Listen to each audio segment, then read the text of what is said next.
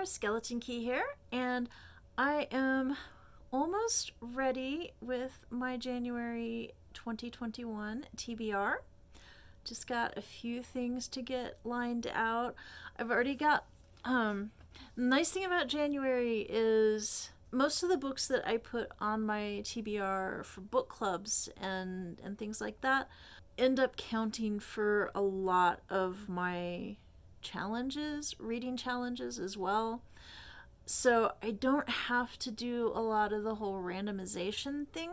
There is one section though that I do need to randomize. I do need to get another Sirens book picked out, and I'm going to use a randomizer for that.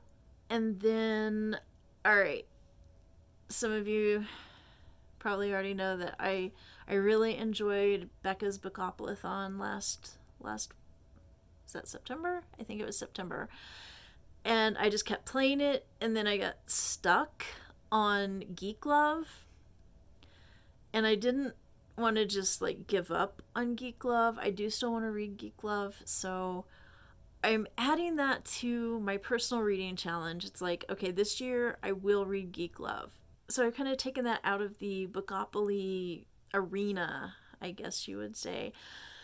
And so now I'm going to go back to Bookopoly, and I'm going to start over for 2021. I'm just going to start over with Bookopoly. I'm going to go back to, Go and just start a new game. And also I do the roll as you go, because the way I put my TBRs together, it just really doesn't make sense to have like 6 rolls and then do doubles to add rolls as penalties. It just doesn't work out well for me. So I'm doing the roll as you go, and I'm just going to ignore doubles. I don't know what else to do. If you've got ideas for what I can do with that, please do comment below as to what I could do with doubles to make it sort of a penalty of some sort, or an obstacle or additional challenge. I don't know what to do with that. But anyway, so I'm going to do my Bookopoly roll. I'm going to do my Sirens roll. So, let's get to it. Okay, so this is pretty much where I left off with Becca's Bookopoly-thon with Geek Love, where I got stuck. Let's take Geek Love off the game board, and we will take Patience the cat and move Patience back to Go. Should I shuffle in community shelf cards? No, I'm gonna leave those. Well, no. Okay, I'm gonna shuffle those in. Okay, so the game board is ready to go, all fresh. And I have a dice tower that my husband got me. And this is, the artwork that's Chaz Kemp. Yeah. Awesome stuff. To match that, I've got a blue die and a purple die, kind of swirly, shiny. All right, so let's see, where shall we send Patience?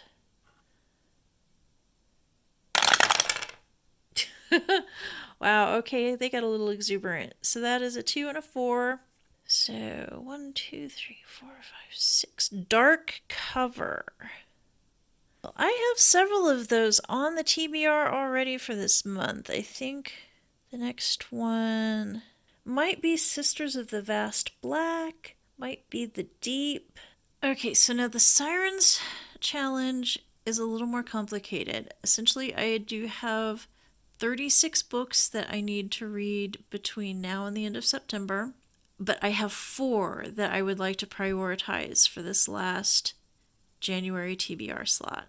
And so I will roll the D4. What is that? That is a 3? Yes, that is a 3. So that is a book called The Mere Wife. I think I can get that one on Hoopla. And today we're going to talk about my January TBR. And it's not even like the end of the month or anything. Wow. It all fits on one page. As usual, I will probably end up adding things throughout the month, so it may go over onto the next page, but I'm going to try to keep it on this one page. I'm going to try to maintain my priorities. I decided instead of completely cleaning this shelf off, I'm going to double stack because I have to double stack. So I'm going to see if I can get all of my physical books to fit on this front half of this shelf. We'll see. We'll give it a shot. These first 3 books here, these are on secret TBRs. So I can't show those to you just yet. Just stay tuned for a later video on those. And then I do have 6 arcs, digital arcs, that I'm not going to go into here because I'm doing digital arcs on a whole separate video. The next on my TBR is this physical arc. I'm hoping that once I've got seriously into my winter ween reading that I can get back to this, because I really like Laura Lippman and I like reading about her. And this, by the way, is an arc from HarperCollins. I think? Yes. This is from HarperCollins. The next on my list is The Unbearable Lightness of Being by Milan Kundera. Kundera? I don't know how that's pronounced. It's a Czech name, I suppose. And I tried learning Czech.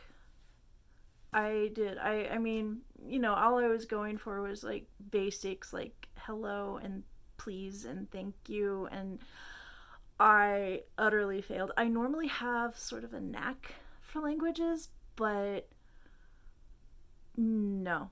Czech was a total no-go for me on the language front. So I really have no idea. Please do correct me if I'm saying that wrong. And that goes for anybody's name or heck anything. That's one of the pitfalls of reading so much more than, like, you know, interacting with the real world, is that you read all these words and you may not hear them pronounced, and so there's so many words that, you know, I would then use them in a sentence in public and people would be like, what? And apparently I'd been saying it wrong in my head for years. And so if I do mispronounce something, please let me know. And because I would like to pronounce things correctly. I really would. But anyway, back to The Unbearable Lightness of Being. I have actually already read that. I borrowed it on Hoopla, the audiobook, and I absolutely hated it. There was like one tiny little section about cemetery stones. I was like, oh, this is going to get interesting. And then it was gone. And I hated this book. And I was the only person in the Book Snobs Book Club who hated it. But they did not kick me out. So, yay. But yeah, that one is done. And I don't have to read that ever again. If anybody tries to make me, I will just refuse.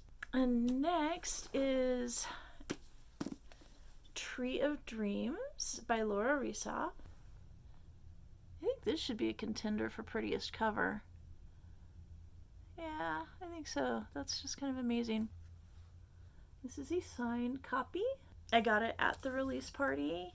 Gosh, release parties, that was, you know, a thing of the before times. And that was one rockin' party. There was like electric guitars and yeah, it was, and there was chocolate, lots and lots of chocolate. This book revolves around chocolate. And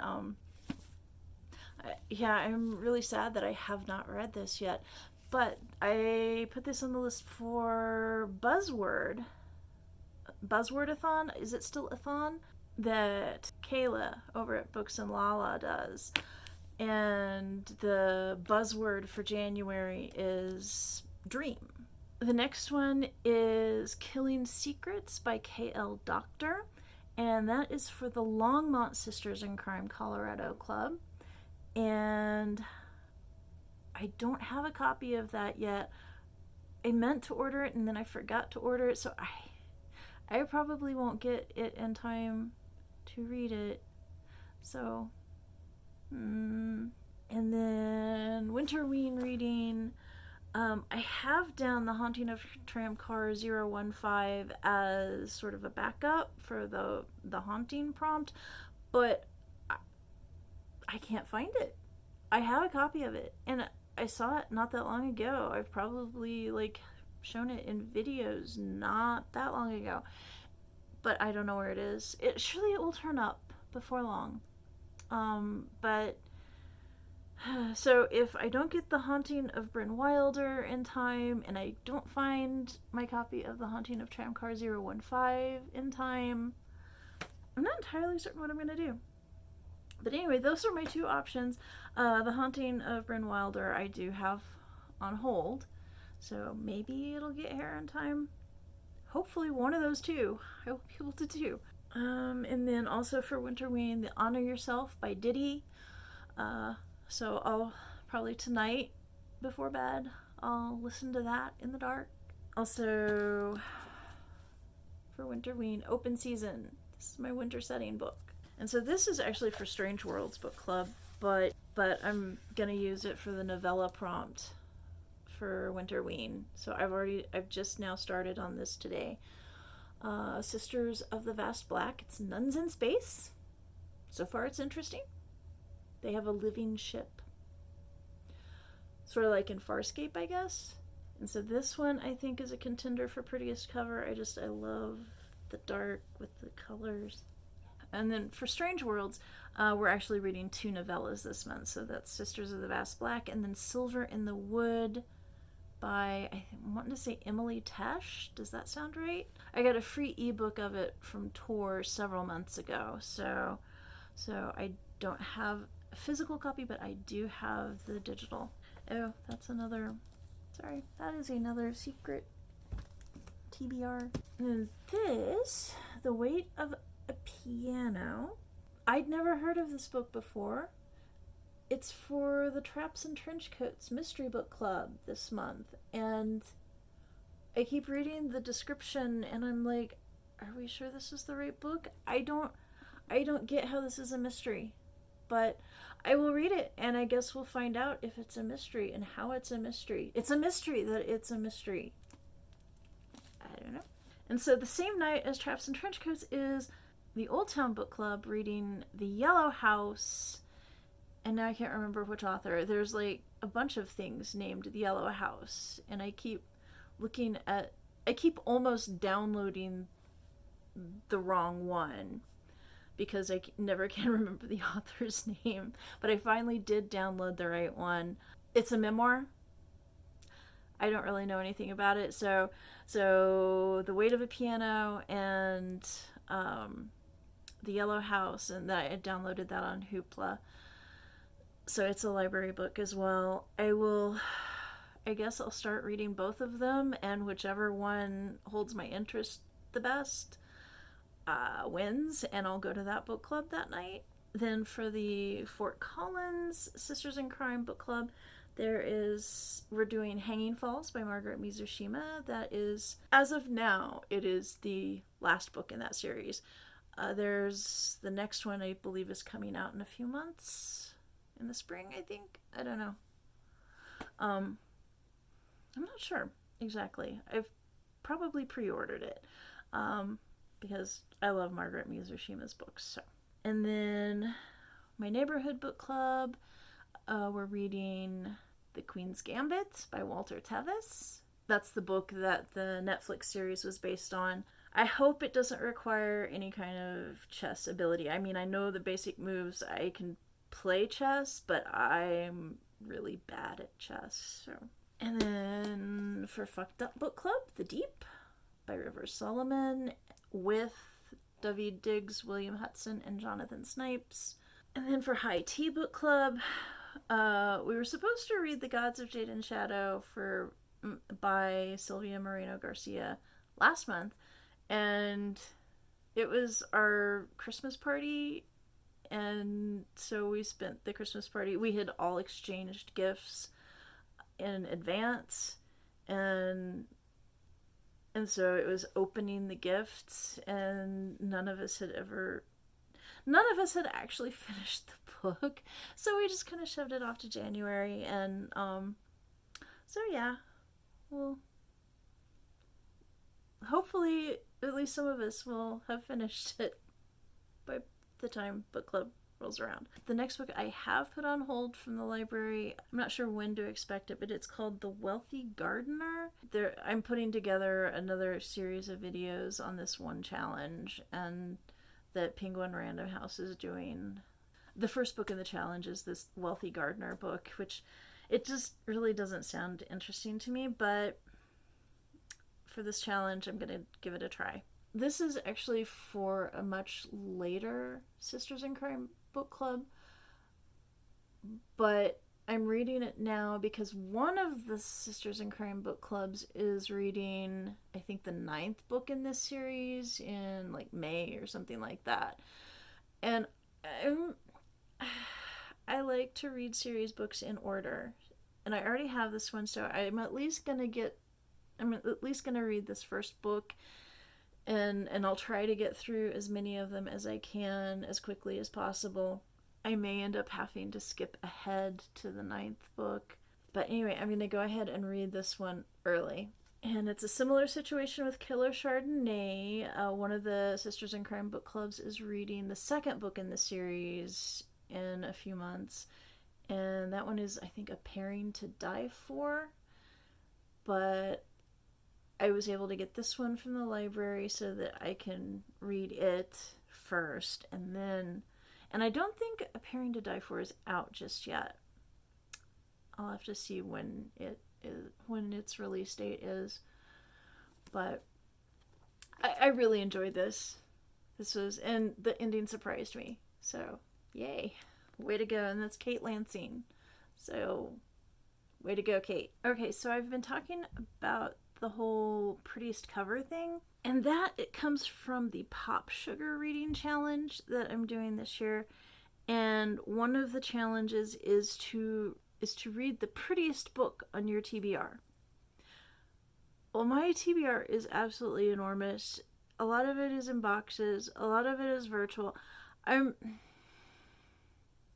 There is no way that I'm going to go through every single cover on my TBR to determine which is the prettiest. But then I decided, well, it said on your TBR list. And then I realized, oh, well, every month I do a TBR list, and it's just for that month. And it's usually more books than I can possibly read in an entire month. So it's not like putting it on the list guarantees that I will actually get to it that month. So there's still a little bit of ambiguity in there. And there's another prompt on that same challenge to read the ugliest book on your TBR list. So I decided for those 2 prompts, my TBR list is my monthly TBR list. So this TBR list, so I'll pick a prettiest book and an ugliest book. And then if I get to either of those, then that prompt is then fulfilled for the year. And if I don't get to one of them, that prompt will just roll over to next month, and I'll choose another prettiest and or ugliest book. So I've got 2 good contenders for prettiest. Ugliest, I'm just going to go ahead and say Geek Love because it's orange. And I mean, I don't really care for the font. And it's orange, and I don't like orange. Orange and yellow are my 2 least favorite colors in the whole world. Sure, they're appropriate in certain circumstances. Like, oranges are supposed to be orange. That's fine.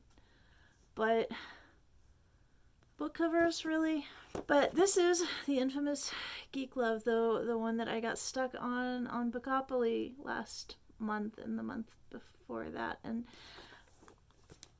And I do have another prompt this year to read a book with an orange cover, so so yeah, there's Geek Love. Now I think this one is going to be my final contender for prettiest cover, and that is the Antique Anatomy Tarot Guidebook. This is a tarot deck that I bought sometime last year, I think, but that's what the cards look like. And then it's a pip deck, so it doesn't have like a scene exactly. It's just like, you know, in this case 7 elixirs, elixirs being cups. And then we've got the 4 of rods here, rods being wands. Let's see if I can find one of the major arcana. Here's a court card. This is the King of Coins. Ooh, here we go. Major arcana, the Hanged Man. Interesting, he's not upside down. Huh. But anyway, it's a really cool deck, and it's not a formal challenge exactly, but I am wanting to learn more about tarot. I'm a rune caster, and I want to get more into tarot. So I have this sort of informal project, I guess, to read roughly a book a month that has something to do with tarot, whether it's a guidebook like this one, or one book that I really want to read. It's actually a cozy mystery, but it involves a tarot reader. And also oracle decks. A friend of mine gave me 3 oracle decks for Christmas, so yay! And next, Mysterious Affair Styles, because I really do want to get started on my Chronological Christie challenge videos this month. And this is not necessarily super urgent. This is for another Pop Sugar challenge to read a book by a Muslim American. This is by Karuna Riazi. Anyway, it has a steampunky cover, so I was really sold on that. It does, I have borrowed it from the library, and currently it does have an expiration during the month of January. I have a feeling, though, I will be able to renew it if I need to, so it's a little far down on the list, but hopefully I will get to it, because it does look interesting. I'm not really much of a middle grades reader, but that one just looks so cool. And then today I did start in on Le Comte de Monte Cristo. I've read quite a bit, and I'm still at 0%. I had forgotten just what absolute hell dialogue punctuation is in French. It's how do you know who's talking? There's no the paragraph breaks make no sense, and you just kind of stick your little quotation marks in there willy-nilly. I can't tell who's talking. I have no idea. It's really frustrating. I guess other stuff I'd been reading didn't have nearly as much dialogue as this one. But and then the maritime terminology is, because I did not grow up near the sea. It's a good thing I'm reading it on Kindle, because I can just click on a word and it pulls up the definition, and I translate the definition into English and I still don't know what it means, because it's a nautical term, and I'm just like, I don't know. But hopefully, I mean, doesn't he spend like most of the book in prison? So at some point, I'm sure the nautical terminology will subside, and it'll be more vocabulary that I'm used to. So last month I attended the virtual holiday revels of the MWA New York chapter. MWA is Mystery Writers of America. And so they had this great big virtual event. They had put together this cocktails guide. They sent it out as a PDF, but it's a bunch of different mixed drinks with murder mystery themes, basically. So these are all mixed drinks that were submitted by mystery writers, and they have some sort of link to mystery literature. It's like 16 pages long. And so this, again, for the Pop Sugar Challenge, there is a challenge to read the shortest book on your TBR. And I'm like, oh, well, this is probably it. I'm also currently listening to Sarah Pinsker collection of short stories called Sooner or Later, Everything Falls into the Sea. So far, it's putting me in mind quite a bit of Get in Trouble by Kelly Link. It's sort of this surreal kind of stuff that I don't know how to explain it, but so far I'm liking it. It's pretty cool. And then Slice of Cherry, which I need to finish so I can get it back to the library. I really wanted to get back to this one because it was really starting to get exciting. It's set around, it's like right before Juneteenth, and apparently there's some big event going on surrounding Juneteenth, and it's bizarre, but it's really fascinating. And I also want to get back to Gideon the Ninth by Tamsin Ware. And this, honestly, I was having a little bit of a problem getting into it. It's not that I'm not liking it, it's just I'm very confused. So I went ahead and downloaded the audiobook on Libro FM. I'm going to try reading the text along with listening to the audiobook, and I'm hoping that will help the flow of it so that maybe I can have a better understanding of what the heck is going on. I'm not even off planet. Apparently they go off planet because I guess they're supposed to be in space or something, but they don't seem to be in space. They seem to be on a planet of some sort, or I don't know if it's a planet, a moon. Like I said, I'm very, very confused. Well, I added The Mere Wife to my list, and I had thought it was on Hoopla. If it was on Hoopla, it's not there anymore. So I have it on request from the library. And what do you know? I did get my entire physical TBR, at least what I have access to at the moment. I did get it all to fit on that one front of the shelf. Oh, and for anyone else doing the Pop Sugar Challenge, there is a prompt to read a book you saw on somebody else's shelf. So, in the interests of helping people out with that, here you go. This is everything that I can reach from here.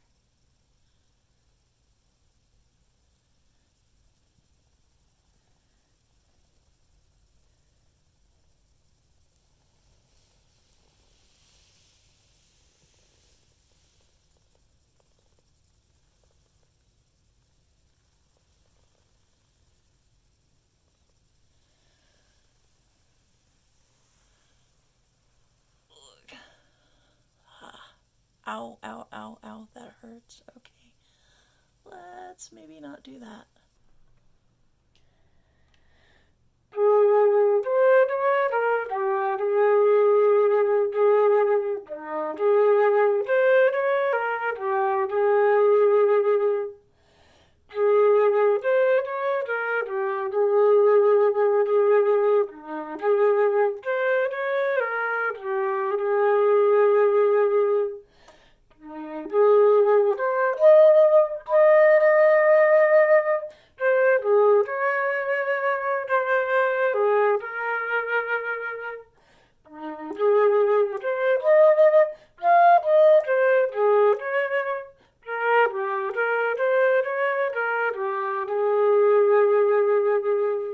So that is from something I just added to my TBR for January, and I won't finish it in January because I'm going through and playing each piece, mostly on piano, and but that was Isabeau se promène, and that is from Folk Songs of Old Vincennes.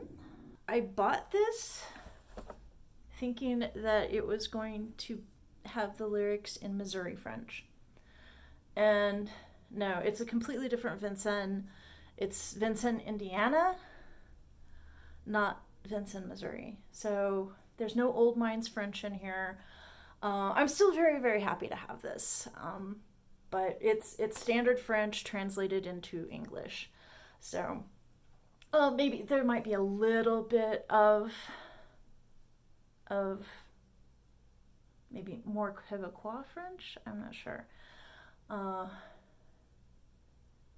There are a few little bits of dialect in here, but for the most part, it's standard French. So for my endangered language prompt, I have to do something different. But in the meantime, I am having fun with this, and like I said, I'm going through each song. I'm trying for more or less a song a day. But anyway, yeah, it is now the middle of January, and I had wrapped up all of my recording for this TBR video on January 5th, and then January 6th happened. And so yeah, I was editing it and realized, oh, I never finished it. So yeah, so it's the middle of January.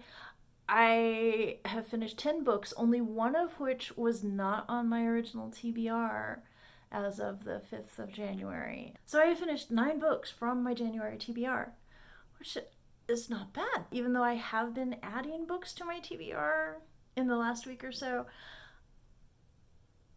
I've still kept it to that single page.